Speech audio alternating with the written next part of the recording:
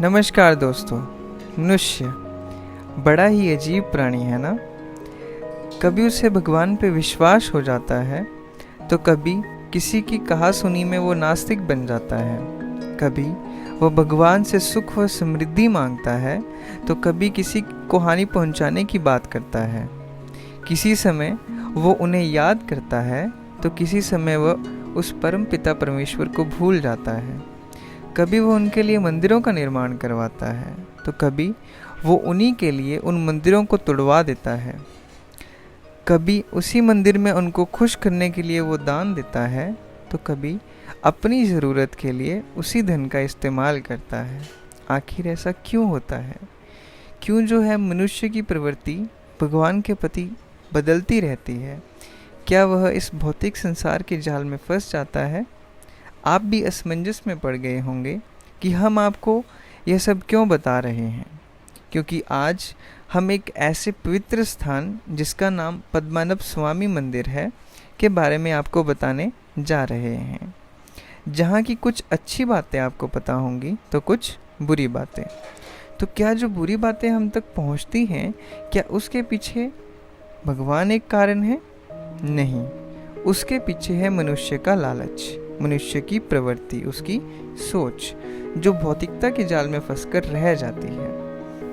पद्मनाभ स्वामी अर्थात भगवान विष्णु जी की विश्राम अवस्था, जिन्होंने इस संसार में ज्ञान का प्रकाश फैलाने के लिए कई अवतार लिए।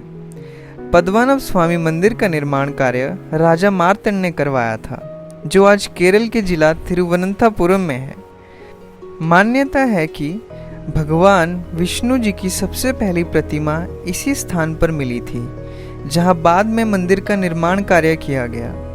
राजा मार्तंड त्रावणकोर साम्राज्य के थे, जिस साम्राज्य का जिक्र इतिहास में कई जगह हमें मिलता है। यह वैष्णव मंदिर प्राचीन भारत के प्रमुख पर्यटन स्थलों में से एक है। इसका मौजूदा ढांचा 18वीं शताब्दी में बनवाया गया। महाराज मार्तंड वर्मा ने खुद को भगवान पद्मनाभ स्वामी को समर्पित कर दिया था, जिसके चलते उन्होंने अपनी सारी संपत्ति इस मंदिर के नाम कर दी थी। तब से लेकर आज तक इस मंदिर का कामकाज त्रावणकोर के शाही परिवार के अधीन प्राइवेट ट्रस्ट के द्वारा चलाया जा रहा है। इस मंदिर के साथ बहुत से रहस्य भी जुड़े हैं, जिन्हें आपके समक्ष बहुत ही बढ़ा चढ़ा कर बताया गया है।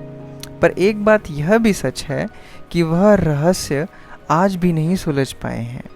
इस मंदिर में केवल हिंदुओं को प्रवेश करने की अनुमति है, जहां पुरुष धोती पहनकर और स्त्रियां साड़ी लगाकर प्रवेश कर सकती हैं। मंदिर के गर्भगृह में भगवान विष्णु जी की विशाल मूर्ति है, जो शेष नाग पर विराजमान है।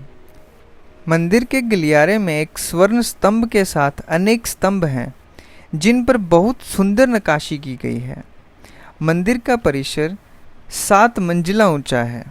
इस मंदिर में कुल 6 तहखाने हैं, जिनको ए से लेकर एफ तक का नाम 2011 में सुप्रीम कोर्ट द्वारा अनुमोदित 7 लोगों की एक टीम ने खोलते हुए दिया था, जिसमें से तहखाना बी अभी भी एक रहस्य और भय के साथ डूबा हुआ है।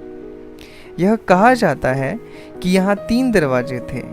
पहला और तीसरा दरवाज़ा लोहे से बना हुआ था और दूसरा लकड़ी से बना हुआ था।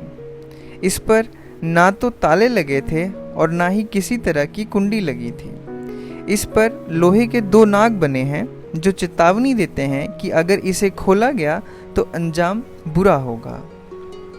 इसी रहस्य के चलते सुप्रीम कोर्ट ने इस दरवाजे को खोलने पर रोक लगा दी थी, लेकिन अभी भी इसके बारे में कुछ कह पाना मुश्किल है।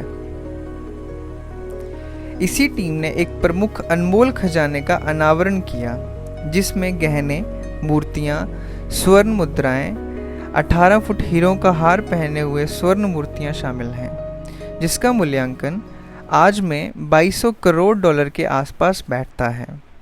इंडिया टाइम्स की रिपोर्ट के अनुसार मंदिर की संपत्ति में किए गए एक ऑडिट से पता चलता है कि इस भंडार से भारी मात्रा में सोना रहस्यमयी तरीके से गायब हो गया। इसी बात से हमें मनुष्य की प्रवृत्ति का पता चलता है। पर यह भी सच है कि हर मनुष्य ऐसा नहीं है। प्रधानमंत्री श्री नरेंद्र मोदी जी और अमित शाह ने भी यहाँ पहुंचकर इस मंदिर की वास्तुकला और रहस्यों का जायज़ा लिया। तो दोस्तों, पद्मानाभ मंदिर के बारे में हमारी इस वीडियो में इतना ही। हमारी आने वाली वीडियोस को देखने के लिए हमारे YouTube चैनल को सब्सक्राइब ज़रूर करें और बेल आइकन को प्रेस करना ना भूलें।